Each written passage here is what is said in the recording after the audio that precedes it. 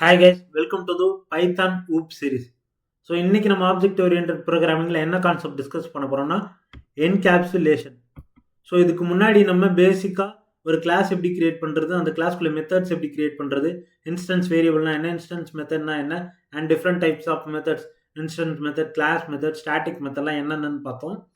So இன்னைக்கு நம்ம ஊப்ஸோட main core கான்செப்டான என்கேப்சுலேஷனுக்குள்ளே பார்க்க போகிறோம். ஸோ நான் முன்னே சொன்ன மாதிரி ஊப்ஸோட மெயின் கோர் கான்செப்ட்ஸ் என்னென்னா, ஃபர்ஸ்ட் என்கேப்சுலேஷன், அப்புறமா இன்ஹெரிட்டன்ஸ், அப்புறமா பாலிமார்பிசம், ஸோ அதுக்கு அடுத்தது அப்ஸ்ட்ராக்ஷன். ஸோ இந்த 4 கான்செப்ட் தான் ஆப்ஜெக்ட் ஓரியன்டட் ப்ரோக்ராமிங்கோட கோர் கான்செப்ட்ஸ்.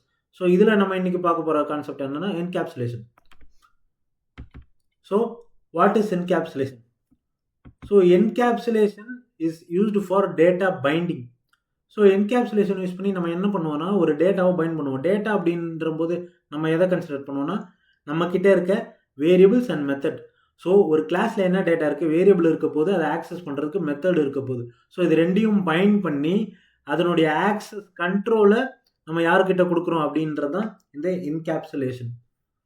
ஸோ ஒரு டேட்டா இருக்குது, அந்த டேட்டாவை இப்போ யார் வேணாலும் கண்ட்ரோல் பண்ணிட முடியும் அப்படின்னா அந்த டேட்டா வந்து சேஃபாக இருக்குமானா இருக்காது. ஸோ நம்ம என்ன பண்ண போகிறோம்னா, அந்த டேட்டா, அதாவது வேரியபிள்ஸ் அண்ட் மெத்தடை பைண்ட் பண்ணி அதோட ஆக்சஸை நம்ம ரெஸ்ட்ரிக்ட் பண்ண போகிறோம். அதாவது டைரக்டான ஆக்சஸை நம்ம ரெஸ்ட்ரிக்ட் பண்ணிவிட்டு வேலிடான யூசர்ஸ் இல்லை, யார் அதுக்கு ஆத்தரைஸ்டான பர்சனாக இருக்காங்களோ அவங்களுக்கு மட்டும் அந்த ஆக்சஸை கொடுக்க போகிறோம். ஸோ அதுதான் வந்து encapsulation. So encapsulation means protecting an objects data from direct access. So நீங்கள் என்கேப்சுலேஷன்ற அந்த வேர்ட்லேயே இருக்க மீனிங் மாதிரி என்கேப்சுலேஷன் என்னன்னா, ஃபார் எக்ஸாம்பிள் ஒரு கேப்சூலை நம்ம எக்ஸாம்பிளாக எடுத்துக்கலாம். ஸோ இந்த கேப்சூலுக்குள்ளே என்ன இருக்குன்னா மருந்து இருக்குது. ஸோ அந்த மருந்தை நம்ம டைரெக்டாக ஆக்சஸ் பண்ணுறோம்னா கிடையாது. அது ஒரு கேப்சூல் மூலயமா நம்ம வந்து என்க்ளோஸ் பண்ணி அப்புறமா அதை ஆக்சஸ் பண்ணுறோம். ஸோ இதை தான் வந்து நம்ம என்கேப்சுலேஷன் அப்படின்னு சொல்லுவோம். ஸோ அந்த மருந்தை தான் வந்து நம்ம வேரியபிள்ஸ் அண்ட் மெத்தட்ஸ். ஸோ இந்த வேரியபிள்ஸையும் மெத்தட்ஸையும் நம்ம ஒன்றா பைண்ட் பண்ணி போகிறோம். அது எப்படி பைண்ட் பண்ண போகிறோம்னா இந்த கேப்சூல் மூலயமா. ஸோ இந்த கேப்சூல் வந்து அந்த டேட்டாவை என்ன பண்ணுது, அந்த டேட்டாவை ஹைட் பண்ணுது, அந்த டேட்டாவை ரெஸ்ட்ரிக்ட் பண்ணுது. இந்த வேரியபிள்ஸையும் மெத்தடையும் ஆக்சஸ் பண்ணுறதுக்கான டைரக்ட் ஆக்சஸை அது ரெஸ்ட்ரிக்ட் பண்ணுது. So protecting an objects data from direct access. For example, இப்போ உங்ககிட்ட ஒரு பேங்க் அக்கௌண்ட் இருக்குன்னு வச்சுக்கலாம். உங்கள் பேங்க் அக்கௌண்ட்டில் ஒரு பேலன்ஸோ இல்லை வித்ட்ராவலோ யார் வேணாலும் பண்ணிட முடியும் அப்படின்னா உங்கள் பேங்க் அக்கௌண்ட் வந்து சேஃபாக இருக்குமா? இருக்காது. ஸோ என்ன பண்ணோம்னா, நம்ம அந்த பேங்க் அக்கௌண்ட்டுடைய ஆக்சஸ் வந்து ரெஸ்ட்ரிக்ட் பண்ணி அதை வந்து ஒரு பர்டிகுலர் யூசருக்கு தான் அந்த ஆக்சஸை நம்ம வந்து கொடுக்கணும். ஸோ அதை தான் நம்ம வந்து என்கேப்சுலேஷன் அப்படின்னு சொல்லுவோம்.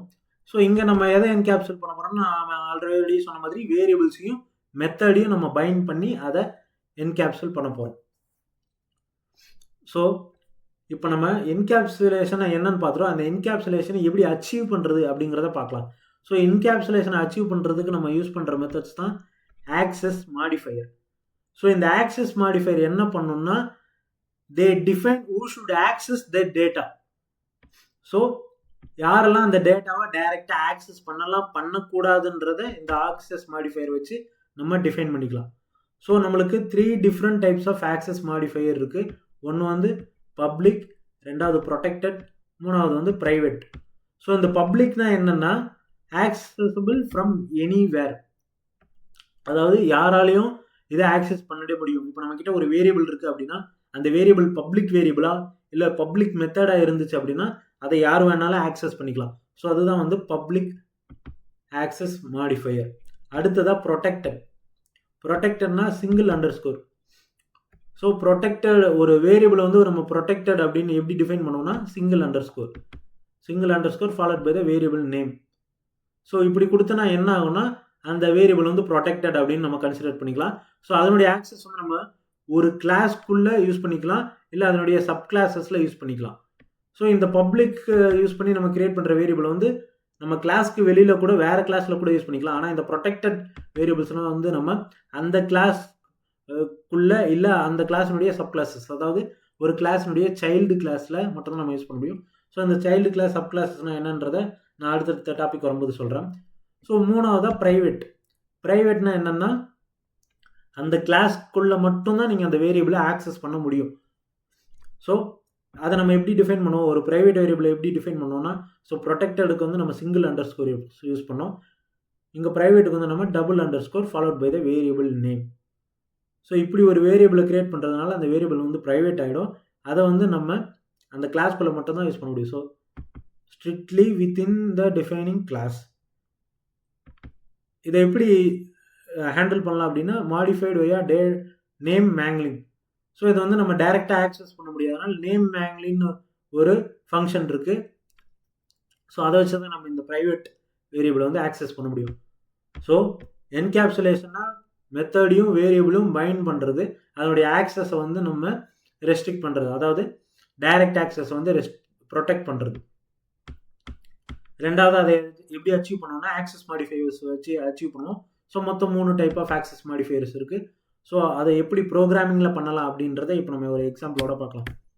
ஸோ உங்கள் பைத்தான் எடிட்டர் ஓப்பன் பண்ணிக்கோங்க. இப்போ நான் ஒரு கிளாஸ் கிரியேட் பண்ணிக்கிறேன். ஸோ எப்பயும் போல் கிளாஸ் ஸ்டூடெண்ட், சாரி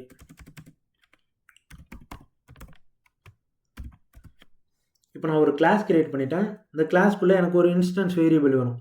ஸோ நான் வந்து அதுக்கு முன்னாடி என்ன பண்ணால் கன்ஸ்ட்ரக்டர்.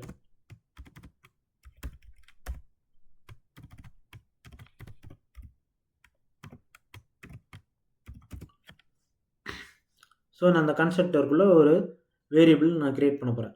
ஸோ செல்ஃப் டாட் நேம்னு எடுத்துக்கலாம். ஸோ நேம் ஈக்குவல் டு ஒரு நேம் நான் கொடுத்துக்கிறேன்.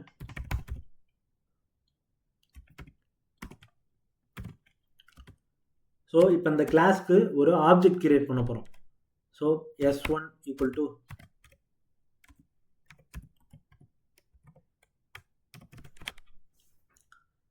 ஸோ இப்போ நம்ம இந்த வேரியபிள் கிரியேட் பண்ணுறதுக்கு நம்ம எந்த ஒரு அண்டர்ஸ்கோரோ இல்லை எதுவுமே யூஸ் பண்ணல. ஸோ டிஃபால்ட்டாக நம்ம அப்படியே விட்டுட்டோம். ஸோ இதை வந்து நம்ம பப்ளிக் வேரியபிள் அப்படின்னு சொல்லலாம். இந்த பப்ளிக் வேரியபிளை நம்ம எங்கேருந்து வேணாலும் ஆக்சஸ் பண்ணலாம். நம்ம சொன்ன மாதிரி இப்போ நான் கிளாஸ் வெளியே போய்க்கிறேன். இப்போ நான் என்ன பண்ண போகிறேன்னா பிரிண்ட் பண்ண போகிறேன். Print s1 dot name.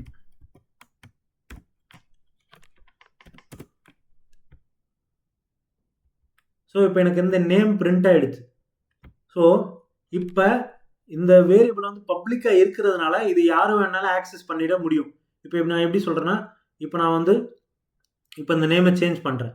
So s1 dot name equal to நான் அரவிந்தன் இருக்கிற பேரை நான் வந்து ராகுல் அப்படின்னு கொடுத்துக்கிறேன். ஸோ இப்போ நான் s1 பிரிண்ட் பண்ண s1 டாட் நேம் பிரிண்ட் பண்ண என்ன ஆகுதுன்னு பார்க்கலாம்.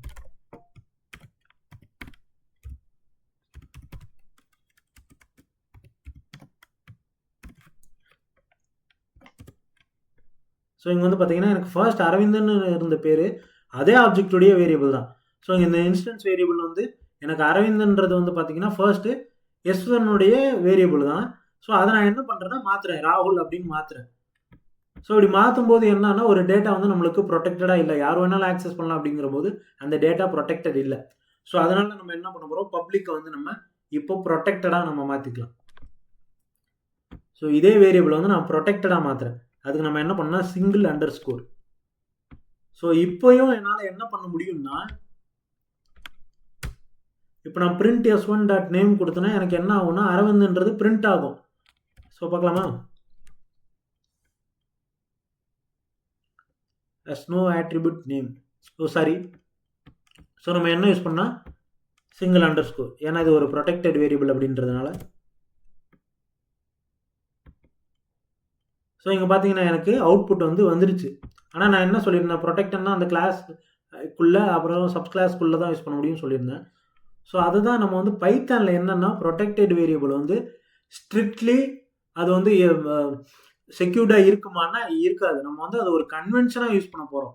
ஃபார் எக்ஸாம்பிள் இங்கன்னா ஒரு வேரியபிளுக்கு முன்னாடி அண்டர்ஸ்கோர் கொடுத்தோம்னா அது வந்து ப்ரொடெக்டட் வேரியபிள் அப்படின்னு ஐடென்டிஃபை பண்ணுறதுக்காக நம்ம அந்த வேரியபிளை ப்ரொடெக்டடாக க்ரியேட் பண்ணுறோம். ஆனால் நம்ம வந்து அதை வெளியவும் ஆக்சஸ் பண்ணிக்கலாம்.